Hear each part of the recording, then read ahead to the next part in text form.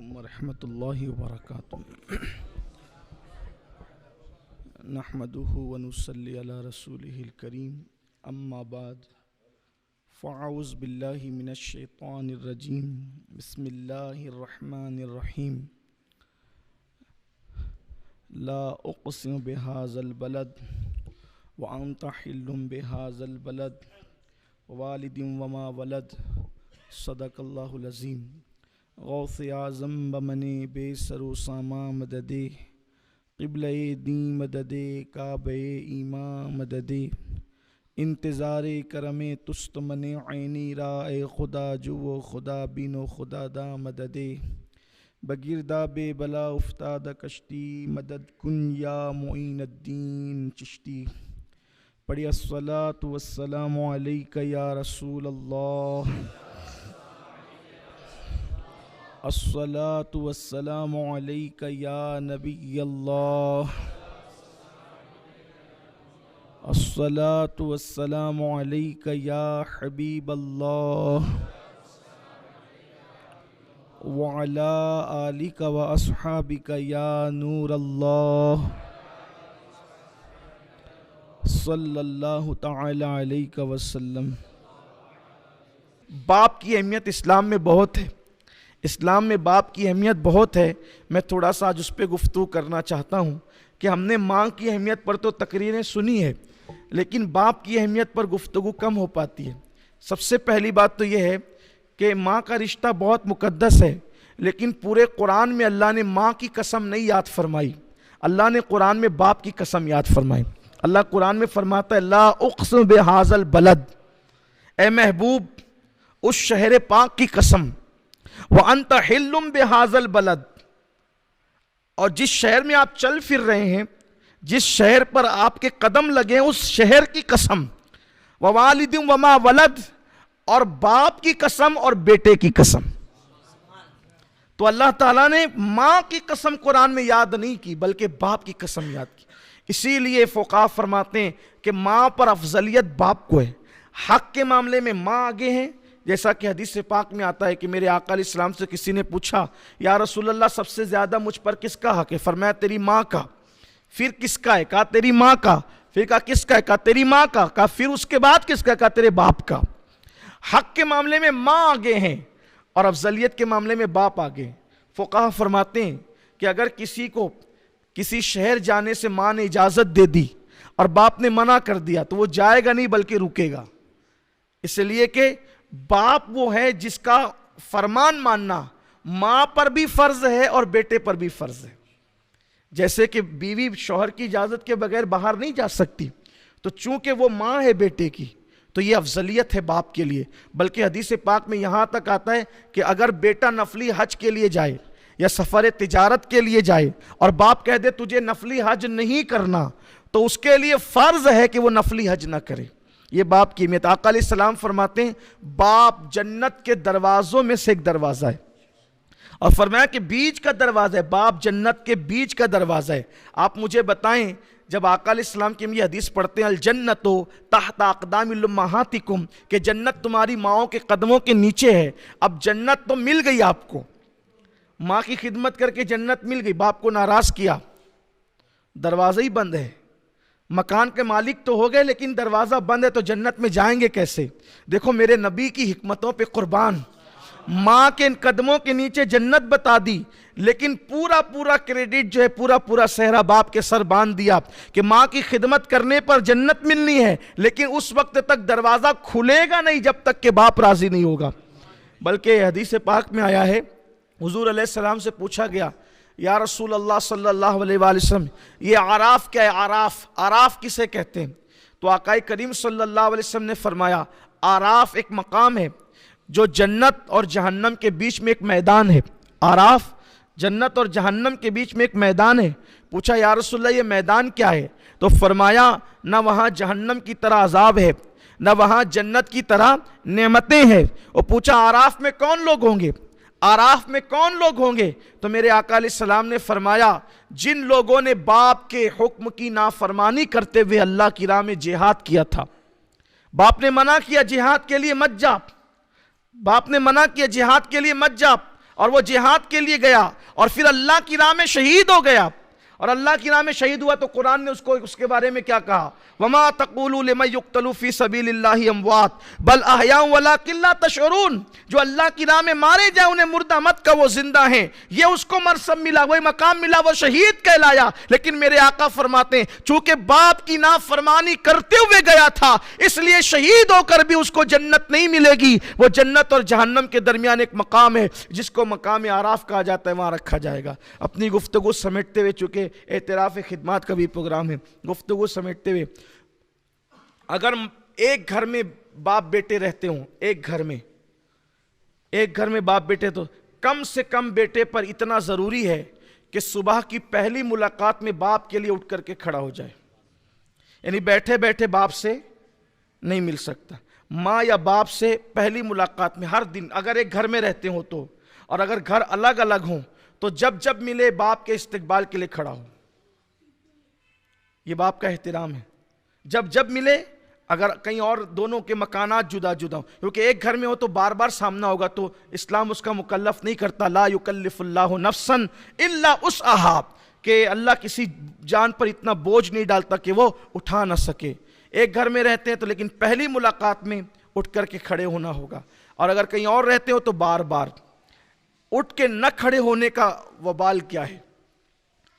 میں اور آپ تو کوئی حیثیت ہی نہیں رکھتے، آئیے ذرا امام حمیدی کی طرف چلتے۔ امام حمیدی نے اس کو لکھا ہے جو روایت میں پڑھنے جا رہا ہوں، بیان ہے۔ یہ امام حمیدی کون ہے؟ بخاری کے راویوں میں ان کا شمار ہے، بلکہ پہلی حدیث جو انما الاعمال بالنیات ہے اس میں حمیدی کا بھی ذکر ہے، اتنے بڑے محدث ہیں حمیدی، انہوں نے لکھا جو میں بیان کرنے جا رہا ہوں۔ حضرت یوسف علیہ السلام جب کھو گئے تو یعقوب علیہ السلام نے 50 سال تک رویا بیٹے کے لیے، 50 سال تک روتے روتے آنکھیں خشک ہو گئی، آنکھیں سفید ہو گئی۔ پھر ایک دن آیا کہ دونوں باپ بیٹے ملے، تو حضرت یعقوب علیہ السلام کو یوسف علیہ السلام جب بادشاہ بن گئے تو مصر بلایا کہ اب آپ ملک شام چھوڑ دیں، مصر آئیں۔ تو یعقوب علیہ السلام مصر گئے تو حضرت یوسف علیہ السلام ہاتھی پر بیٹھے ہوئے، حضرت یوسف علیہ السلام تھے ہاتھی پر، ایک روایت کے مطابق تخت پر، ایک روایت کے مطابق تخت پر، ایک روایت کے مطابق ہاتھی پر، اور حضرت یعقوب علیہ السلام آ رہے تھے اونٹنی پر۔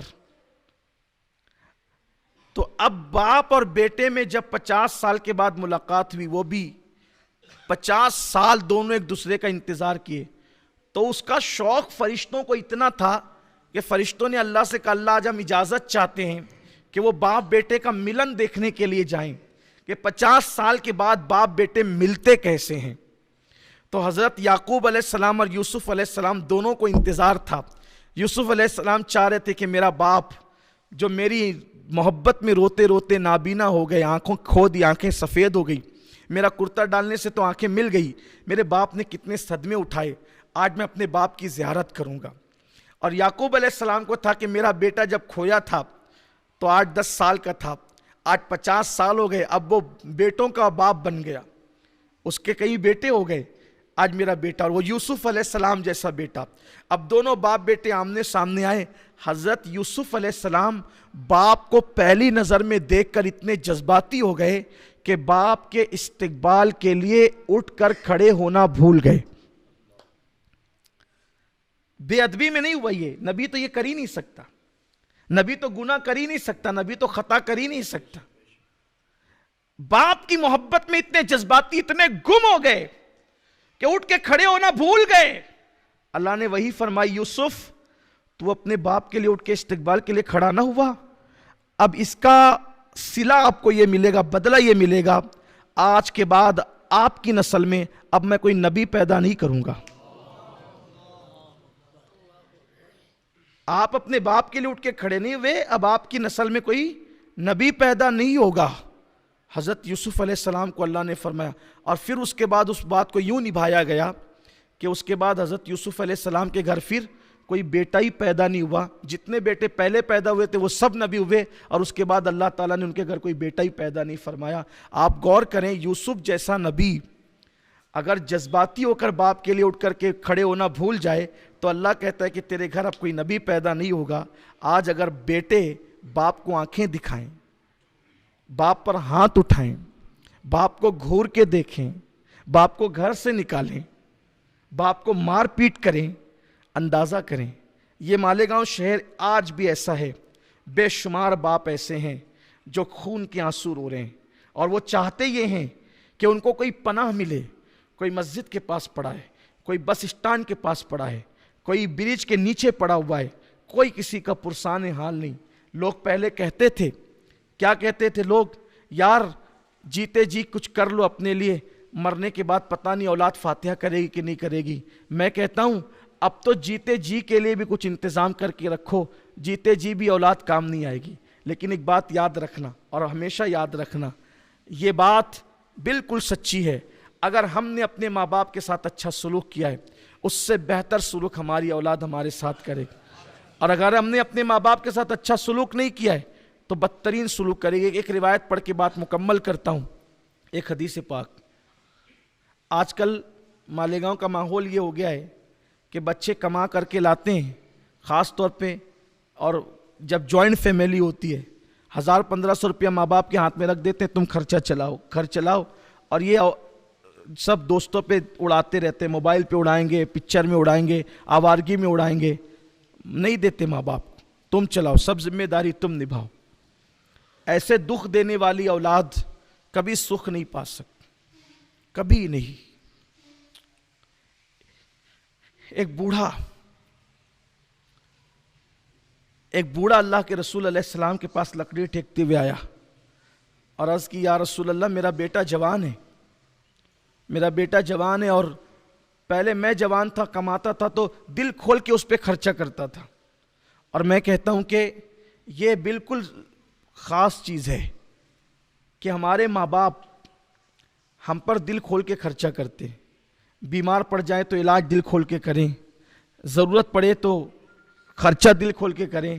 لیکن جب اولاد جوان ہو جاتی ہے, یعنی یوں سمجھ لیں کہ ماں باپ جوان ہوتے ہیں تو اولاد کے لیے اچھی اچھی چیزیں چھپا کے رکھتے ہیں کہ میرا بیٹا آئے گا تو میں دوں گا یا دوں گی. اور جب اولاد جوان ہو جاتی ہے تو اولاد چھپا کر کے لاتی ہے کہ میرے ماں باپ کی اس پہ نظر نہ پڑے.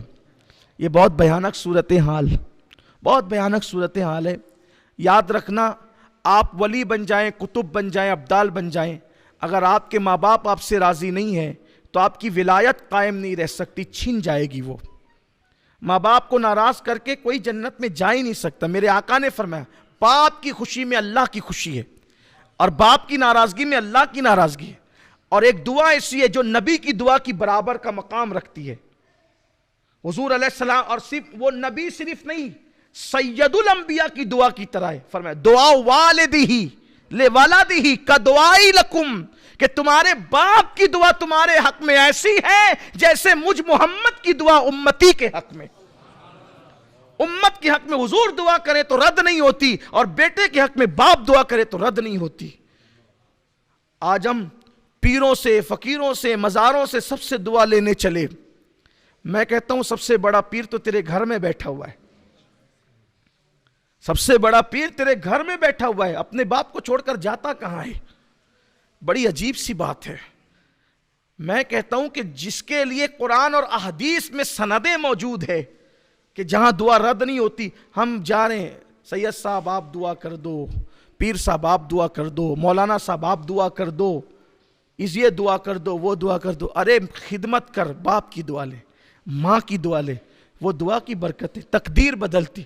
میں کہتا ہوں ولی کی دعا ولی کا درجہ رکھتی ہے, نبی کا درجہ نہیں رکھتی. لیکن باپ کی دعا تو سید الانبیاء کی دعا کا درجہ رکھتی. کیا فرمایا؟ یہ نہیں کہا کہ باپ کی دعا نبی کی دعا کی, نہیں, یہ فرمایا, آقا فرماتے ہیں دعا والدہ لولدہ کا دعائی لکم, جیسے حضور نے کہا جیسے میری دعا تمہارے لیے, حضور نے کہا میری دعا تمہارے لیے جو درجہ رکھتی ہے وہی دعا باپ کی دعا بیٹے کے حق میں درجہ رکھتی ہے. اس دعا کی اہمیت کون جانتا ہے؟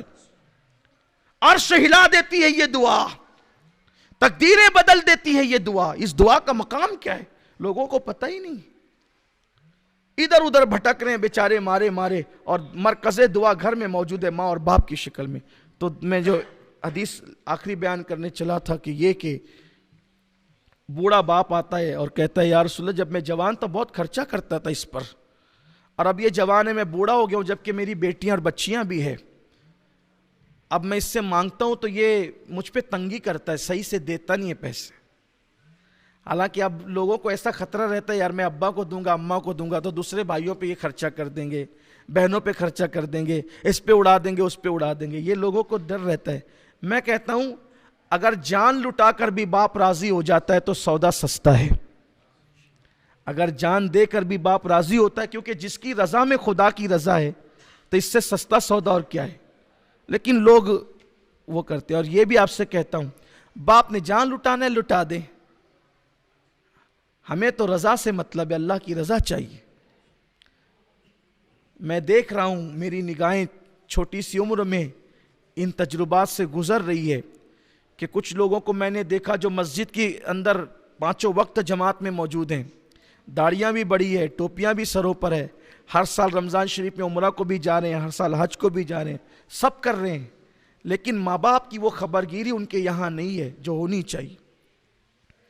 باپ سے اونچی آواز رہتی ہے، جبکہ امام اہل سنت اعلیٰ حضرت نے لکھا کہ ماں اور باپ سے بات کرو تو پہلے حکم یہ ہے کہ ان سے اجازت لو، بغیر اجازت بات کرنا بے ادبی ہے، اجازت لو، اور اجازت لینے کے بعد ایسے لہجے میں بات کرو جیسے ایک غلام اپنے آقا سے بات کرتا ہے۔ یہ ہے ہمارے مذہب میں ماں باپ کی اہمیت، بڑی اہمیت ہے، بہت بڑی اہمیت ہے۔ تو اس باپ نے کہا حضور وہ دیتا نہیں ہے میں پیسے مانگتا ہوں، تو اتنے میں بیٹا بھی آ گیا، عرض کیا یا رسول اللہ یہ میرا باپ ہے، یہ مجھے بہت ستاتا ہے، مجھ سے پیسے مانگتا ہے، خرچہ مانگتا ہے، تنگ کرتا ہے، میرے اور دوسرے بھی اخراجات ہیں۔ اور ایک روایت کے مطابق ایسا ہے کہ پہلے جوان آیا پھر بوڑھا آیا، ایک روایت ہے کہ پہلے بوڑھا آیا پھر جوان آیا۔ بہرحال اب جب یہ بات ہوئی نا، بوڑھے باپ کی بات سنی، جوان سامنے آ گیا، تو میرے آقا رونے لگے بوڑھے کی بات سن کے، اور حضور نے جو جواب فرمایا وہ یہ، آقا فرماتے ہیں اے بوڑھے جہاں جہاں تک تیری فریاد کی آواز پہنچی میں دیکھ رہا ہوں کہ ہر پتھر ہر درخت ذرہ ذرہ رو رہا ہے تیری آواز کو سن کر کے۔ اور پھر اس جوان سے کہا اے جوان تو بھی تیرے باپ کا ہے اور تیری پوری دولت تیرے باپ کی ہے، تیری دولت پر تیرے باپ کا حق ہے اور تو اس سے چھپا نہیں سکتا۔ اور پھر میرے آقا علیہ السلام نے فرمایا جس سے باپ راضی اس سے اللہ راضی، جس سے باپ ناراض اس سے اللہ